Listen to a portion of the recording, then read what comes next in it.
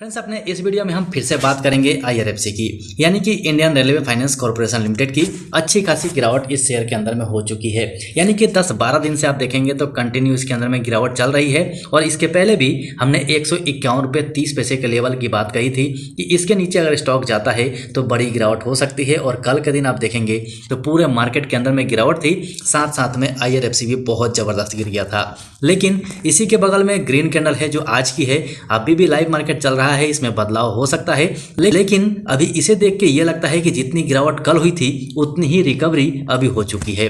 मतलब आज के दिन स्टॉक में रिकवरी हो सकती है जितनी कल के दिन गिरावट हुई थी। लेकिन इंपॉर्टेंट बात इसके अंदर में ये है, ध्यान से समझिएगा, ये जो ग्रीन कलर की कैंडल है इसका क्लोजिंग 151.30 के ऊपर में होना जरूरी है। इसके ऊपर आज के दिन अगर ये क्लोज होता है तब हम इसके अंदर में पॉजिटिव हो सकते हैं, क्योंकि ये लेवल पहले इसके लिए सपोर्ट का काम कर रहा था, वैसे ही अब ये इसके लिए रेसिस्टेंस का काम करेगा। मतलब 151.30 के ऊपर में स्टॉक को क्लोज होना जरूरी है। अगर इसके ऊपर ये क्लोज होता है तो यहाँ से फिर से 192 का टारगेट भी दिखा सकता है। लेकिन अभी इसके अंदर में कुछ भी कहना जल्दीबाजी होगी। लेकिन अच्छी बात इसके अंदर में ये है कि इसका RSI अगर हम अभी देखते हैं तो 50 के ऊपर चल रहा है, मतलब 5170 का चल रहा है। साथ ही ये जो ग्रीन कलर की कैंडल है इस कैंडल को 44 डेज मूविंग एवरेज सपोर्ट दे रहा है, मतलब यहाँ से रिकवरी हो सकती है। लेकिन अगर इसे तोड़ता है तो जैसे हमने कल भी बात की थी, हमारा ये ट्रेंड लाइन है जो कि सपोर्ट का काम करेगा, जो ब्लू कलर के लाइन में है, तो यहाँ पर भी इसे सपोर्ट मिल सकता है। तो जल्दीबाजी मत कीजिए, शाम होने का इंतजार कीजिए, 3 बजने का इंतजार कीजिए, 3 बजे का मूवमेंट देखिए क्या होता है, उसके बाद फाइनल डिसीजन कर लीजिए। मेरे हिसाब से बहुत अच्छा रहेगा, क्योंकि इस स्टॉक ने बहुत अच्छा खासा रिटर्न दिया है। आपको मैं थोड़ा सा छोटा करके दिखाता हूं। अब देखिए स्टॉक ने कहां से रिटर्न देना शुरू किया था, समथिंग इस लेवल से इसने रिटर्न देना शुरू किया था और यहां से यहां तक भागा है। क्यों भागा है आप कमेंट सेक्शन में कमेंट करके बताइए, क्या वजह था भागने का।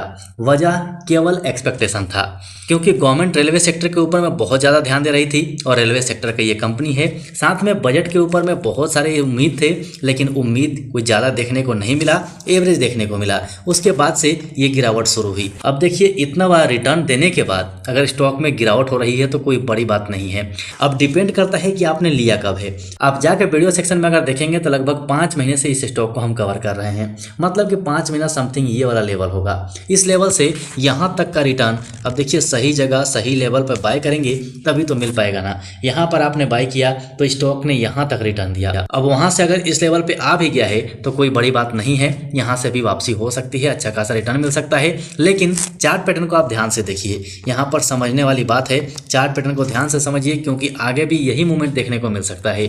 यहाँ पर आप देखेंगे स्टॉक जंप लगाता है और यहाँ पर ये होल्ड कर रहा है, फिर जंप लगाया और फिर यहाँ पर लंबा होल्ड करवाया है। समथिंग 2-2.5 महीने तक इसने होल्ड करवाया है। तब 2-2.5 महीने तक अगर होल्ड करे वहाँ पर पैनिक हो जाएंगे तो फिर काम नहीं बनेगा, वहाँ पर काम गड़बड़ हो जाएगा।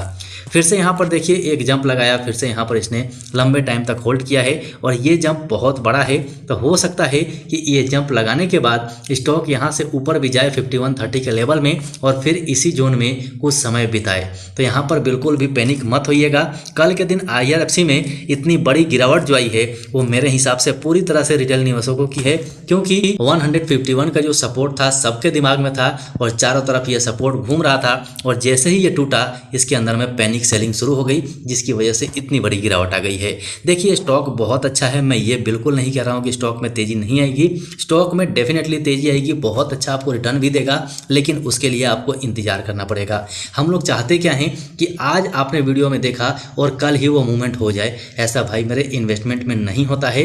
तो थोड़ा सा अपने पेशेंस को बना कर रखिए और सही लेवल का इंतजार कीजिए। अब आप ऊपर में आके बाय करते हैं तो आपका लेवल ख़राब होता है, जिसकी वजह से स्टॉक नीचे आ जाता है और फिर से आपको वही प्रॉब्लम, मतलब लॉस में चले जाते हैं। और जैसा कि मैं कमेंट्स में देख रहा हूँ, मेरे स्टॉक से फैमिली के बहुत ज़्यादा मेंबर हैं जो बहुत ज़्यादा लॉस में दिखाई दे रहे हैं। और ऐसे भी लोग हैं जिन्होंने पूरा पैसा इसके अंदर में इन्वेस्ट कर दिया है, और वो भी कब, जब स्टॉक इतना ज़्यादा भाग चुका है तब।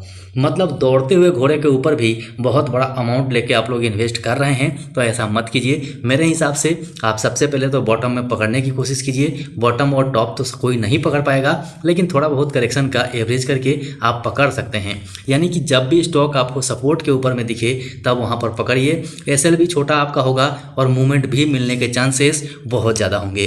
फिर से एक बार याद दिला देता हूँ, ध्यान से समझ लीजिए, फिर बाद में आप लोग बोलते हैं कि गड़बड़ हो जाता है। यहाँ से अगर वापसी आती है तो ये हमें एक सपोर्ट का काम करेगा, मतलब सही लेवल हमारे लिए बाइंग का होगा। लेकिन शर्त यह है कि स्टॉक 151.30 के ऊपर क्लोज होना चाहिए, उसके बाद ही हमें ये टारगेट दिखा सकता है। अगर नीचे ही क्लोज हो जाता है, फिर भी अगर हम कैंडलस्टिक पैटर्न के हिसाब से देखते हैं तो यहाँ पर पॉजिटिव इंडिकेशन मिल रहा है, लेकिन ये रेसिस्टेंस बहुत हैवी है, क्योंकि यहाँ पर स्टॉक पहले भी 3 बार आ चुका है और उसके बाद चौथी बार में इसने इसे ब्रेक किया है, मतलब काफ़ी इंपॉर्टेंट रेसिस्टेंस ये रहेगा। तो इसके ऊपर क्लोज होने दीजिए, उसके बाद ही मेरे हिसाब से कोई फैसला लीजिएगा तो ज़्यादा बेटर होगा। बाकी आप अपना एनालिसिस जरूर कीजिएगा, अपने एनालिसिस के हिसाब से ही काम कीजिएगा। मेरे या किसी और के कहने पर अपने इंपॉर्टेंट पैसे को मत लगाइए, क्योंकि जब तक आपके मन में विश्वास नहीं होगा तब तक आपको अपने स्टॉक के ऊपर में विश्वास नहीं होगा और आप जब लॉस में आएंगे तो होल्ड नहीं कर पाएंगे। और इसी का कारण होता है कि इसमें लॉस बुक कर लेना। बहुत सारे लोगों ने यहाँ पर लॉस बुक कर भी लिया है और हो सकता है कि स्टॉक में यहाँ से तेज़ी आ जाए तो फिर बाद में वो पछताएंगे, क्योंकि इन्होंने लॉस बुक किया है। इसीलिए सही टाइम सही लेवल का इंतजार कीजिए। नहीं जानते हैं तो पहले सीखिए, उसके बाद मार्केट में आइए, आपको अच्छा फायदा होगा। सो फ्रेंड्स, ये बातें आप तक पहुंचानी थी। आशा है वीडियो पसंद आया होगा। वीडियो पसंद आया हो तो लाइक जरूर कर दीजिएगा। चैनल पर नए हैं तो चैनल को सब्सक्राइब करके बेल आइकन जरूर दबा लीजिएगा। अभी के लिए वीडियो में इतना ही, फिर मिलते हैं दूसरे वीडियो में।